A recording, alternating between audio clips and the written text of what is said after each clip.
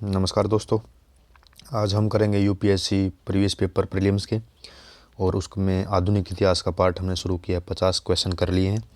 हमारा 51वां क्वेश्चन है, निम्नलिखित में से कौन सा एकक क्षेत्र 1857 के विद्रोह से प्रभावित नहीं था? झांसी, चित्तौड़, जगदीशपुर, लखनऊ। अगर आप इसको कॉमन सेंस से निकाले तो आप देख सकते हैं कि झांसी में लक्ष्मीबाई ने नेतृत्व किया था, जगदीशपुर में कुंवर सिंह ने किया था और लखनऊ भी 1857 क्रांति का अहम हिस्सा था जिसमें बेगम हजरत महल ने नेतृत्व किया था। तो उसका राइट आंसर होता है बी, चित्तौड़।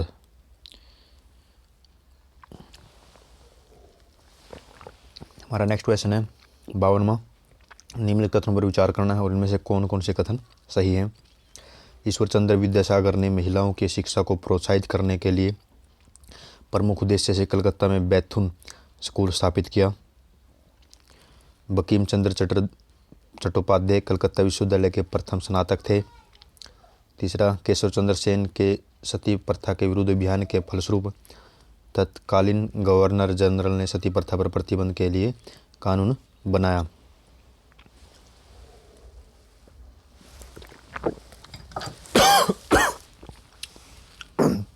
हमारा तीसरा ऑप्शन देखते हैं।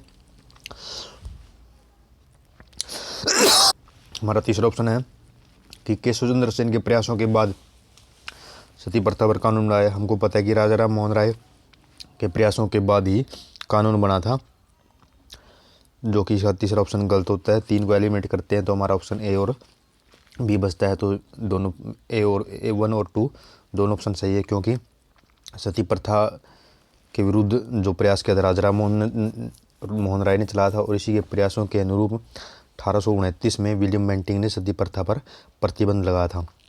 दूसरा, बंकिम चंद्र चट्टोपाध्याय और दूसरा गट्टूनाथ बोस, ये 2 कलकत्ता विश्वविद्यालय के प्रथम स्नातक थे। और तीसरा जो ऑप्शन हमारा बैथुन स्कूल की स्थापना ईश्वर चंद्र विद्यासागर ने ही की थी और ताकि महिलाओं को शिक्षा के लिए प्रोत्साहित किया जा सके। हमारा 53 क्वेश्चन है, निम्नलिखित में से किसने वर्नाकुलर प्रेस एक्ट निरस्त किया? अगर लागू किया तो आता है लिटन, जो कि प्रेस पर लिट गया था 1878 में। अगर निरस्त आता है तो इसका आता है रिपन, जो कि लॉर्ड रिपन। इसका राइट आंसर है बी, लॉर्ड रिपन। और इसको 1882 में लॉर्ड रिपन ने निरस्त कर दिया था और 1878 में लॉर्ड लिटन के काल में ये आया था। हमारा नेक्स्ट 54वां क्वेश्चन है, निम्नलिखित कथनों में से कौन सा एक सही है? आधुनिक कोच्चि भारत की स्वतंत्रता तक डच उपनिवेश था।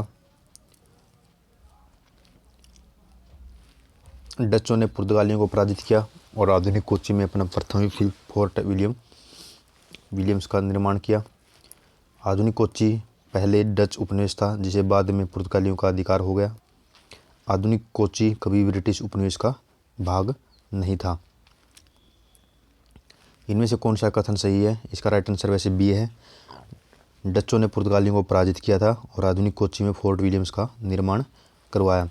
और क्योंकि अगर हम डी देखें, आधुनिक कोच्चि पर कभी ब्रिटिश का उपनिवेश का भाग नहीं हुआ, ये वैसे ही गलत लग रहा है कॉमन सेंस से भी, क्योंकि ब्रिटेन ने पूरे भारत पर अपना आधिपत्य स्थापित कर लिया था।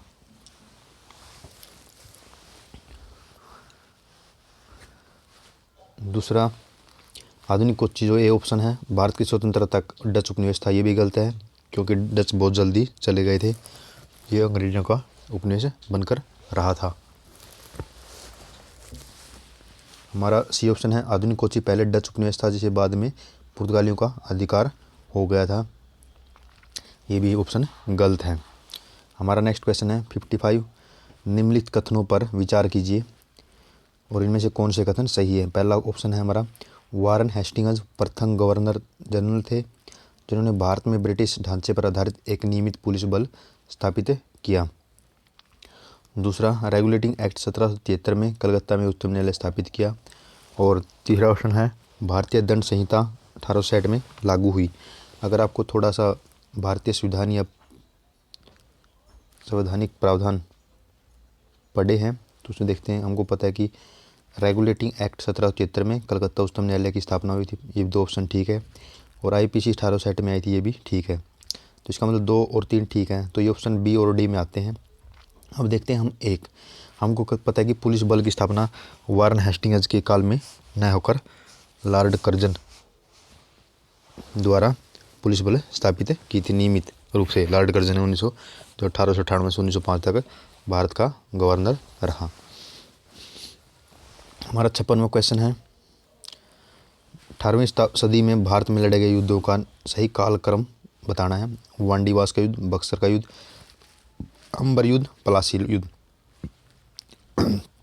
हमको पता है कि वांडीवास का युद्ध 1760 में लड़ा गया था फ्रांसीसी और अंग्रेज के बीच में। हमको ये भी पता है कि बक्सर का युद्ध 1764 में लड़ा गया था, जो कि मीर कासिम और अंग्रेजों के बीच में लड़ा गया। और पलासी का युद्ध भी हमको पता है कि ये 1757 में लड़ा गया, ये सिराजुद्दौला और अंग्रेजों के बीच में लड़ा गया। और अंबर का युद्ध 1749 में लड़ा गया, ये अलग से फैक्ट है जो नया है, जो कि अनवरुद्दीन और अंग्रेजों के बीच में लड़ा गया। तो इसका कालक्रम के अनुसार सजा सकते हैं। हमारा 57वां क्वेश्चन है, निम्नलिखित में से कौन फेबियन आंदोलन का संस्थापक है, प्रस्तावक था? Annie Besant, A.O. Hume, Michael Madhusudan Dutt और R. पाम दत्त। तो फेबियन आंदोलन का प्रस्तावक एनी बेसेंट थी, जो कि पहली विदेशी महिला भारतीय कांग्रेस की जो अध्यक्ष बनी। फेबियन आंदोलन ब्रिटिश समाजवादी बुद्धिजीवियों का आंदोलन था और फेबियन आंदोलन की प्रस्तावक एनी बेसेंट थी। हमारा 58वां क्वेश्चन है, निम्नलिखित कथनों में से कौन सा सही? दो कथन दिए हुए हैं। चार्टर एक्ट 1853 के द्वारा ईस्ट इंडिया कंपनी के भारतीय व्यापार के अधिकार को उत्साहित कर दिया गया। चार्टर एक्ट 1853 के द्वारा ईस्ट इंडिया कंपनी के भारतीय व्यापार के अधिकार को उत्साहित कर दिया गया। दूसरा ऑप्शन क्या दिया हुआ है? गवर्नमेंट ऑफ इंडिया एक्ट 1858 के अंतर्गत ब्रिटिश संसद ने ईस्ट इंडिया कंपनी को पूर्णतः समाप्त कर भारत में सीधा शासन करने का उत्तरदायित्व ग्रहण किया। देखो, हमको पता है कि जो पहला ऑप्शन है ये गलत है, क्योंकि जो कंपनी का ईस्ट इंडिया कंपनी का जो एक अधिकार था वो समाप्त करने का प्रयास 1813 में हुआ, लेकिन उसमें चाय के अधिकार को कंपनी के पास ही रहने दिया। लेकिन 1833 के जो चार्टर एक्ट है उसमें कंपनी के एक अधिकार को पूरी तरह से समाप्त कर दिया गया। दूसरा ऑप्शन हमारा ठीक है, क्योंकि 1858 के अंतर्गत ब्रिटिश संसद ने ईस्ट इंडिया कंपनी को पूर्णतः समाप्त कर दिया और भारत में सीधा शासन का उत्तरदायित्व ग्रहण किया। हमारा नेक्स्ट क्वेश्चन है 59, निम्नलिखित विद्रोहों में से किसको बंकिम चंद्र चटर्जी ने अपने उपन्यास आनंद मठ में उल्लेख करके प्रसिद्ध किया? भील विद्रोह है, रंगपुर और दीनापुर विद्रोह है, और विष्णुपुर विद्रोह है, और सन्यासी विद्रोह। हमको पता है कि जो आनंद मठ लिखा है बंकिम चंद्र चटर्जी द्वारा, उसमें सन्यासी विद्रोह का वर्णन है। इसका मतलब राइट आंसर हमारा डी। आनंद मठ एक बंगाली उपन्यास था जो बंकिम चंद्र चटर्जी ने लिखा था और ये 1882 में प्रकाशित हुआ था और इसकी पटकथा सन्यासी विद्रोह पर आधारित थी। नेक्स्ट हमारा वर्ष 1857 के विद्रोह के संदर्भ में निम्नलिखित में से किसे उसके मित्र ने धोखा दिया जिसे अंग्रेजों द्वारा बंदी बनाकर मार दिया गया? दोबारा देखिए क्वेश्चन, 1857 में किस को उसके मित्र ने धोखा देकर मार दिया था? नाना साहिब, कुंवर सिंह, खान बहादुर खान और तांत्या टोपे। तो इसका राइट आंसर है डी, तांत्या टोपे। तांत्या टोपे को उसके मित्र मान सिंह ने धोखा दिया था और अंग्रेजों को पकड़वा दिया था, बाद में इसकी हत्या कर दी गई। हमारा नेक्स्ट क्वेश्चन है 61वां, सिपाही विद्रोह के समय भारत का गवर्नर जनरल कौन था? सिपाही विद्रोह मतलब 1857 की क्रांति की बात करें और उस टाइम गवर्नर जनरल कौन था? Lord Canning, Lord Dalhousie, Lord Hardinge और लॉर्ड लिटन। इसका राइट आंसर है ए, लॉर्ड कैनिंग, क्योंकि हमको पता है कि लॉर्ड डलहौजी 1848 से 1856 तक रहा और लॉर्ड कैनिंग आया 1856 के बाद 1862 तक, और लॉर्ड हार्डिंग 1910 से 1916 तक आसपास रहा, और लॉर्ड लिटन जिसने 1878 में वर्नाकुलर प्रेस एक्ट भी आया था, इसका 1876 से 1880 तक लॉर्ड लिटन रहा। और लॉर्ड कैनिंग का कार्यकाल 1857 से 1859 के आसपास रहा। तो हमारा नेक्स्ट क्वेश्चन है 62, निम्नलिखित में से किसने सोम प्रकाश नामक समाचार पत्र शुरू किया? निम्नलिखित में से किसने सोम प्रकाश नामक समाचार पत्र शुरू किया? दयानंद सरस्वती, ईश्वर चंद्र विद्यासागर, राजा राम मोहन राय, सुरेंद्रनाथ बैनर्जी। तो हमको पता है कि सोम प्रकाश किसके द्वारा लिखा गया, इसका राइट आंसर है ईश्वर चंद्र विद्यासागर। प्रथम बंगाली राजनीतिक अखबार सोम प्रकाश था और 1858 में कलकत्ता में से प्रकाशित हुआ और इसके प्रकाशक ईश्वर चंद्र विद्यासागर थे। हमारा 63 क्वेश्चन, ब्रिटिश द्वारा कुशासन का बहाना लेकर निम्नलिखित में से किस एक का शासक हटा दिया गया था। ये बिल्कुल असामान्य क्वेश्चन है। अवध को कुशासन का बहाना लेकर अंग्रेजी साम्राज्य में मिला लिया था। झांसी को लैप्स की नीति के मतलब व्यापगत नीति के तहत मिलाया गया था और सतारा को और नागपुर को भी व्यापगत नीति के अनुसार मिला लिया गया था। सतारा सबसे पहला ऐसा राज्य था जिसको व्यापगत नीति के तहत मिलाया गया था 1848 में, झांसी को 1853 में। हमारा नेक्स्ट क्वेश्चन है 64वां, नागपुर को 1854 में मिलाया था। हमारा नेक्स्ट क्वेश्चन है प्रथम कारखाना अधिनियम जो महिला और बच्चों के काम के घंटों को सीमित करता है, स्थानीय सरकारों को आवश्यक नियम बनाने के लिए अधिकृत करता है, कितने समय में अपनाया गया, किसके समय में अपनाया गया। Lord Lytton, Lord Bentinck, Lord Ripon, Lord Canning. सबसे पहले तो आपको पता होना चाहिए कि प्रथम कारखाना अधिनियम कब आया था, 1881 में, और इसमें महिला और बच्चों के काम के घंटे को सीमित किया गया था। और 1881 में आप देख सकते हैं कौन है, लॉर्ड रिपन रहा है, क्योंकि लॉर्ड रिपन लिटन के बाद आया। लिटन कब तक रहा, 80 तक रहा। लिटन के बाद रिपन ही आया जिन्होंने वर्नाकुलर प्रेस एक्ट को निरस्त किया था 1882 में। क्योंकि हमको ये पता है कि लॉर्ड बेंटिंग कब रहा, लॉर्ड कैनिंग 1857 की क्रांति के आसपास रहा, लॉर्ड लिटन 1876 से 1880 तक रहा और लॉर्ड रिपन 1880 से 1884 तक रहा। तो उसी के टाइम में ये प्रथम कारखाना अधिनियम आया। और इस कारखाना अधिनियम का उद्देश्य क्या था, जो कर्मी थे कारखानों के उनकी सुधार करना, जिसमें महिलाओं और बच्चों के कार्यों के घंटे का निर्धारण करना, और 7 वर्ष से नीचे के बच्चे कारखानों में काम नहीं कर सकते। हमारा 65वां क्वेश्चन, निम्नलिखित यूरोपियों में से कौन सा एक स्वतंत्रता पूर्व भारत में व्यापारी के रूप में सबसे अंत में आया, डच, इंग्लिश, फ्रांसीसी और पुर्तगाली। अगर आपको पता है कि बेसिक कॉमन सेंस है, पुर्तगाली 1498 में आए, इंग्लिश 1600 में आए, डच 1602 में आए, फ्रांसीसी 1664 में आए, और इसके बाद तो इससे आप आइडिया लगा सकते हैं सबसे बाद में कौन आए, फ्रांसीसी आए, और फ्रांसीसी 1664 में आए। हमारा नेक्स्ट क्वेश्चन है 66वां, निम्नलिखित कथनों पर विचार कीजिए। रॉबर्ट क्लाइव बंगाल के प्रथम गवर्नर जनरल थे, विलियम बेंटिंग भारत के प्रथम गवर्नर जनरल थे। अगर आप देखें तो इसका बंगाल के प्रथम गवर्नर जनरल क्लाइव की बजाय वारन हेस्टिंग्स रहे हैं, लेकिन विलियम बेंटिंग भारत के प्रथम गवर्नर जनरल रहे हैं, ये सही कथन है। तो इसका राइट आंसर है बी, ओनली 2 सही है। तो बंगाल का प्रथम गवर्नर जनरल कौन था, वारन हेस्टिंग्स। हमारा नेक्स्ट क्वेश्चन है 67वां, निम्नलिखित किलों में से ब्रिटिश ने किसका सबसे पहले निर्माण किया, Fort William, Saint George, Fort Saint David, Fort Saint Angelo. हमको पता है कि फोर्ट विलियम की स्थापना लॉर्ड वेल्लेसली द्वारा 1781 में कलकत्ता में की थी। आपको याद रखना फोर्ट विलियम कहाँ पे है, कलकत्ता में, और फोर्ट सेंट जॉर्ज कहाँ पे है, ये चेन्नई में है, फोर्ट सेंट जॉर्ज। और फोर्ट सेंट डेविड कहाँ पे है, ये मद्रास में है। फोर्ट सेंट एंजेलो कहाँ पे है, ये केरला में है। आपको इसमें क्या है, किसके टाइम वो क्या नाम है, अब समय का क्वेश्चन पूछा है, लेकिन आपकी जगह पूछ सकते हैं। फोर्ट विलियम कहाँ पे है, कलकत्ता में, फोर्ट सेंट जॉर्ज कहाँ पे है, चेन्नई में, और फोर्ट सेंट डेविड मद्रास में, और फोर्ट सेंट एंजेलो केरला में।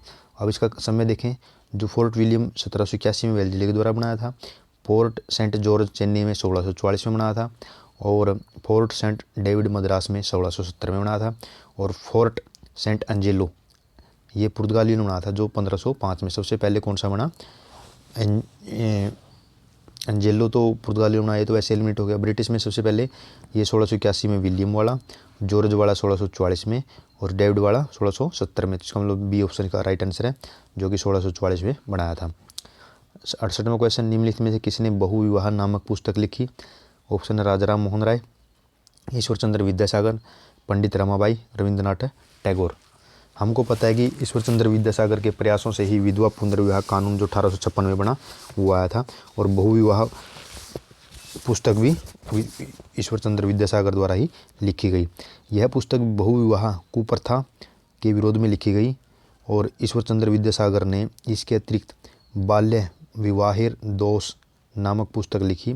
इन्हीं के प्रयासों से ही विधवा पुनर्विवाह अधिनियम 1856 पारित हुआ। हमारा नेक्स्ट क्वेश्चन है 69वां, सही मिलान करना है।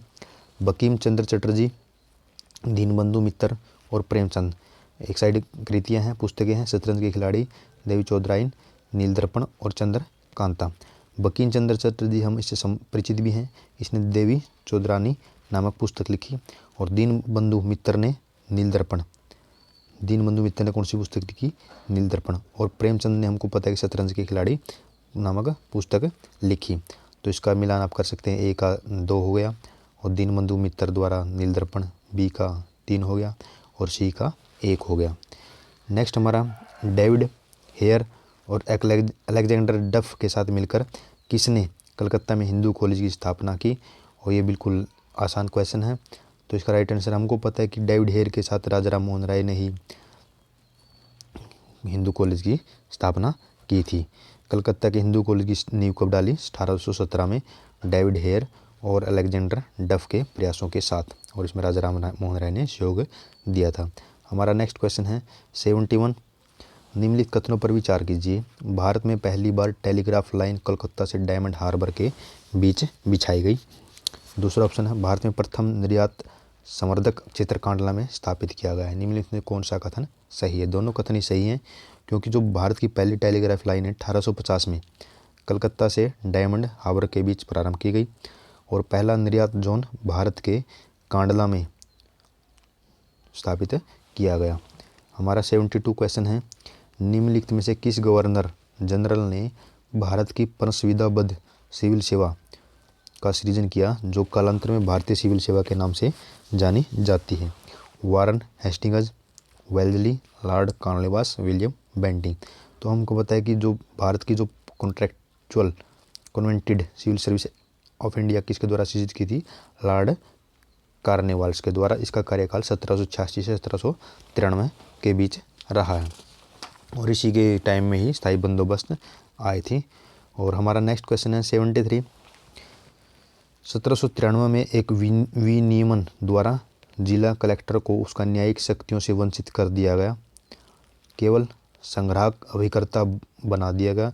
ऐसे विनियमन का कारण क्या था? दोबारा क्वेश्चन पढ़ते हैं।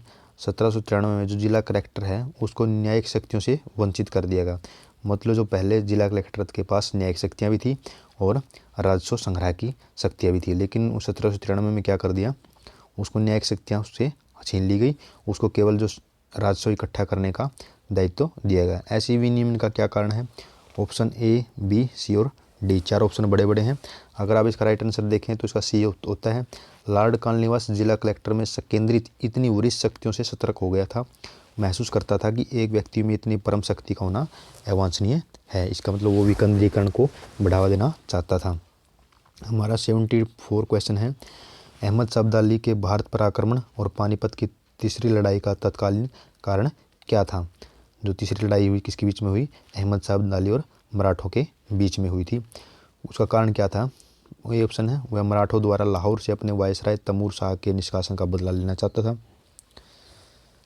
दूसरा देखो, उसका राइट आंसर ए ही है, क्योंकि मराठों ने जो अहमद शाह अब्दाली के वायसराय मराठों ने क्या कर दिया था, लाहौर से उसके जो वायसराय तैमूर शाह को निकाल दिया था। उसी का बदला लेने के लिए अहमद शाह अब्दाली ने भारत पर आक्रमण किया और पानीपत की तीसरी लड़ाई हुई थी। अहमद शाह अब्दाली के भारत पर आक्रमण और पानीपत की तीसरी लड़ाई लड़ने का तत्कालीन कारण क्या था? मराठों द्वारा लाहौर से उसके वायसराय तैमूर शाह का निष्कासन। इस युद्ध में कौन हारा था? मराठे पराजित हो गए थे। हमारा नेक्स्ट क्वेश्चन 75, पांडिचेरी वर्तमान में पुदुचेरी के संदर्भ में निम्नलिखित कथनों पर विचार कीजिए।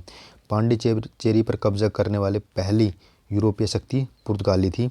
दूसरा ऑप्शन, पांडिचेरी पर कब्जा करने वाली दूसरी शक्ति फ्रांसीसी थी। और तीसरा ऑप्शन, अंग्रेजों ने कभी पांडिचेरी पर कब्जा नहीं किया। देखो, हम अगर कॉमन सेंस लगाएं तो इसमें जो तीसरा ऑप्शन है अंग्रेजों ने कभी भी पौंडीचेरी पर कब्जा नहीं किया। हमको पता है कि 200 सालों तक अंग्रेजों ने पूर्ण भारत पर शासन किया, तो ये ऑप्शन तो वैसे ही गलत हो गया, तो इसको एलिमिनेट करते हैं तो हमारा आंसर आ जाता है ए ऑप्शन। तो पौंडीचेरी पर कब्जा करने वाली पहली शक्ति कौन थी? पुर्तगाली ही थी,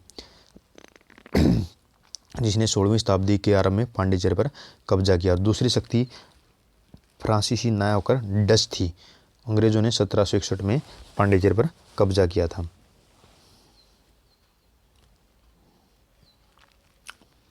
इसका मतलब पांडिचेरी पर पहली शक्ति कौन थी?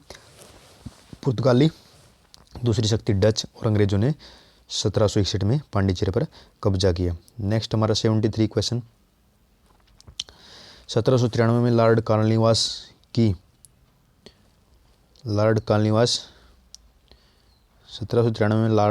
की भू व्यवस्था प्रणाली लागू होने के बाद कानूनी विवादों की प्रवृत्ति में बढ़ोतरी देखी गई। निम्नलिखित प्रावधानों में से किस एक को सामान्यतः इसके कारक के रूप में जोड़कर देखा जाता है? हमारा रेत की तुलना में जमींदारों की स्थिति को अधिक सशक्त बनाना, ईस्ट इंडिया कंपनी को जमींदारों का अधिपति बनाना, न्यायिक पद्धति को अधिक कार्यशूल बनाना, और डी है ए बी सी कथनों में से कोई भी सही नहीं है। इसका राइट आंसर वैसे ऑफिशियली डी है। कॉर्नवालिस के भूमि संबंधी सुधारों ने कानूनी विवादों में बढ़ोतरी की, जिसका मुख्य कारण न्यायालय के शुल्क का हटाया जाना था। जो कानूनी विवाद में बढ़ोतरी हुई, क्या कारण क्या था? न्यायालय के शुल्क का हटाया जाना था। इसलिए कोई भी किसी को भी न्यायालय में घसीट लाता था। अपील के अधिकार को बढ़ाना भी इसका एक कारण था। वकीलों ने अपनी फीस निर्धारित कर दी। साधारण लोग सरकारी नौकरों पर मुकदमा दायर कर सकते थे। अमानवीय दंड जैसे हाथ, पैर, नाक, कान काटना आदि समाप्त कर दिया गया। इन सभी कारणों ने सम्मिलित रूप से कानूनी विवादों को बढ़ावा दिया। दिए गए सभी जो विकल्प हैं क्वेश्चन में वो गलत बनते हैं। हमारा 77वां क्वेश्चन है, भारत में 19वीं शताब्दी के जनजातीय विद्रोह के लिए निम्नलिखित में से कौन से तत्वों ने साझा कारण मुहैया करवाए? भारत में 19वीं शताब्दी के जनजातीय विद्रोह के लिए निम्नलिखित में से कौन से तत्वों ने साझा कारण मुहैया कराया? भू राजस्व की नई प्रणाली का लागू होना और जनजातीय उत्पादों पर कर लगाया जाना। दूसरा, जनजातीय क्षेत्रों में विदेशी धर्म प्रचारकों का प्रभाव। तीसरा, जनजातीय क्षेत्रों में बिचौलियों के रूप में बड़ी संख्या में महाजनों, व्यापारियों और लगान के ठेकेदारों का बढ़ना। और डी ऑप्शन है, जनजातीय समुदायों की प्राचीन भूमि संबंधी व्यवस्था का संपूर्ण विदारण। तो इसका राइट आंसर क्या है? जो जनजातियों की डी ऑप्शन इसका राइट आंसर है, कि जो उनकी जो प्राचीन भूमि जो संबंधी व्यवस्था थी उसको पूरी तरह से तहस नहस कर दिया। हमारा नेक्स्ट क्वेश्चन है 78। भारत में उपनिवेशी शासन काल में, तो अगर इसका सॉल्यूशन पढ़ते हम, कि जनजातीय उत्पाद शब्द के प्रयोग के कारण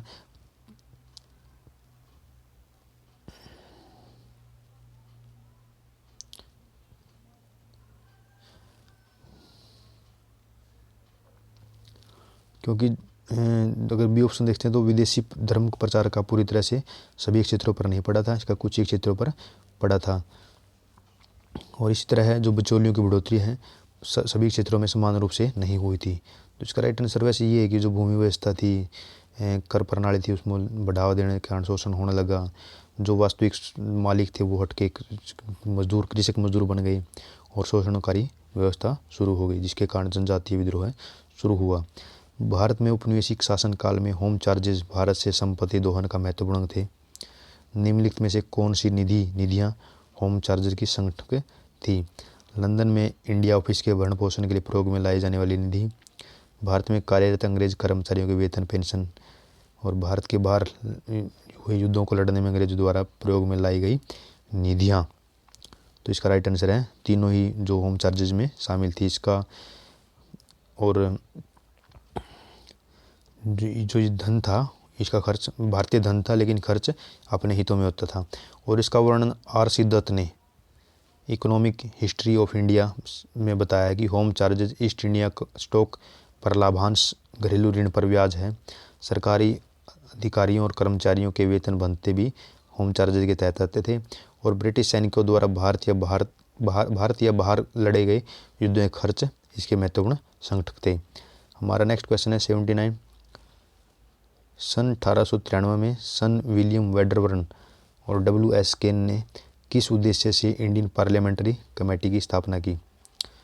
दोबारा क्वेश्चन देखें। 1893 में सर विलियम वेडरबर्न और W.S. केन ने किस उद्देश्य से इंडियन पार्लियामेंट्री कमेटी की स्थापना की? इंडियन पार्लियामेंट्री कमेटी की स्थापना किसने की? विलियम वेडरबर्न ने, जो कि कांग्रेस का अध्यक्ष भी रहा है। W.S. केन ने किस उद्देश्य से की? भारत में राजनीतिक सुधारों हेतु हाउस ऑफ कॉमन्स में आंदोलन करने के लिए, भारत के साम्राज्यिक न्यायपालिका में प्रवेश हेतु अभियान करने के लिए, और भारतीय स्वतंत्रता में ब्रिटिश संसद में चर्चा सुगम करने के लिए, और डी ऑप्शन हमारा ब्रिटिश संसद में विख्यात भारतीयों के प्रवेश हेतु आंदोलन करने के लिए। जो इंडियन पार्लियामेंट्री कमेटी की स्थापना है वो राजनीतिक सुधार करने के लिए हुई थी। इसका राइट आंसर ए होता है। हमारा क्वेश्चन है इस वीडियो का लास्ट, और रेतवाड़ी बंदोबस्त के संदर्भ में निम्नलिखित कथनों पर विचार कीजिए। किसानों द्वारा लगान सीधे सरकार को दिया जाता था। सरकार रेतों को पट्टे देती थी। कर लगाने के पूर्व भूमि का सर्वेक्षण और भूमूल्य निर्धारण किया जाता था। अगर आप इस क्वेश्चन का आंसर देखें तो इसके तीनों आंसर ही सही होते हैं, क्योंकि रेतवाड़ी क्या थी? किसान वास्तविक मालिक था। उस किसानों को पट्टे पे ज़मीन दी जाती थी, और उससे पहले कर का निर्धारण करने से पहले भूमि सर्वेक्षण और मूल्य निर्धारण कर दिया जाता था। धन्यवाद दोस्तों। अगर आपको वीडियो प्रयास अच्छा लगता है तो चैनल सब्सक्राइब करें। धन्यवाद।